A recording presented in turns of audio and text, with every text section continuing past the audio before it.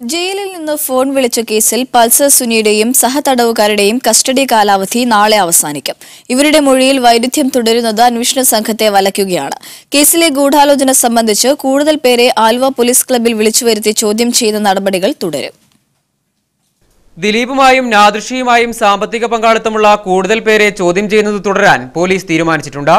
ജയിലിൽ നിന്ന് ഫോൺ വിളിച്ചതുമായി ബന്ധപ്പെട്ട അന്വേഷണത്തിന്റെ ഭാഗമായി പൾസർ സുനിയെയും സഹതടവുകാരായിരുന്ന വിഷ്ണു, വിപിൻലാൽ, മേസ്ത്രി സുനി എന്നിവരെ ചോദ്യം ചെയ്യുന്ന നടപടികൾ തുടരും. ഇവരുടെ കസ്റ്റഡി കാലാവധി നാളെയാണ് അവസാനിക്കുന്നത്.